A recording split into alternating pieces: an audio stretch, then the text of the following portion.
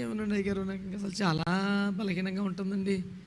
ఎందుకు బిడ్డ అని ఏమన్నాడు అయ్యారు, చాలా బాధలు పడలేకపోతున్నానండి. పిచ్చి మొహమా, ఇంకొక 2 అడుగులు ఎత్తి ప్రభువుని కలుసుకుంటావు. నువ్వు జీవితంలో చాలా దాటి వచ్చావు. ఏదైనా మెరిట్స్ మాత్రమే చెబితే అది న్యాయమైన ధ్యానం కాదు, అన్నీ చెప్పాలి. నన్ను ఒకరు అడిగితే ఆ మాట చెప్పాను. లోతు కుమార్తెలు చేసిన నీచమైన పాపాన్ని గురించి బైబిల్లో అంత క్లియర్ ఎందుకు రాశాడు? పరిశుద్ధ గ్రంథంగా, పరిశుద్ధ దేవుడిగా, అలాంటి ఎందుకు? అక్కడే తెలిసిపోతుంది మీ దేవుడు అని ఒక ఆయన నా మీద విరుచుకుపడ్డని చెప్పాను. నీకు అందులో అర్థం అవ్వాల్సింది దేవుని న్యాయం, దేవుని నిష్పాక్షిక న్యాయం.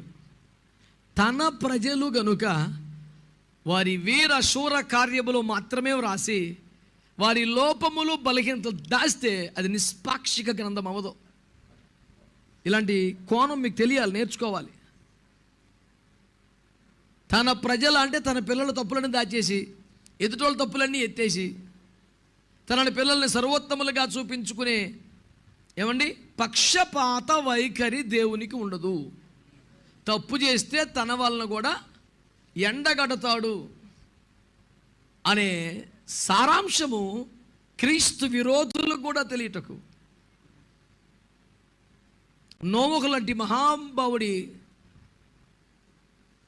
దిగంబర జీవితాన్ని, సొదొమలో కూడా పరిశుద్ధులుగా బతికిన లోతు కుమార్తెల వైఫల్యాన్ని దేవుడు ఏమాత్రం అరమరికలు లేకుండా యథార్థంగా పట్టి సమాజానికి చూపించాడు. కాబట్టి బైబిల్ నిష్పాక్షిక చరిత్ర అనడానికి ఇది ఒక తిరుగులేని నిదర్శనమని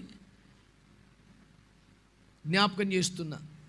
తన ప్రజలనందరినీ సర్వోత్తములుగాను తనను విశ్వసించిన వారిని దోషులుగాను చిత్రీకరించే ఈనాటి బయాస్ మీడియా లాంటిది కాదు దేవుని వాక్యం.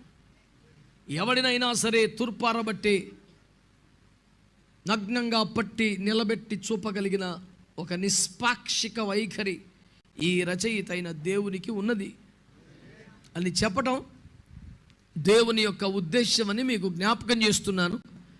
ఇది క్రైస్తవులకి ఈ విధానం, ఈ వైఖరి తెలియాలి. దేవుడు ఎందుకు అలా రాశాడు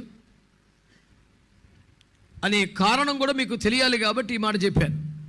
అదే కోవలో, అదే కోణములో దేవుని వాక్య ధ్యానం చేస్తున్నప్పుడు ఒక దైవజనుడి గురించి మనము చర్చిస్తే, ధ్యానిస్తే మెరిట్స్ అండ్ డిమెరిట్స్ కూడా చర్చించాలి.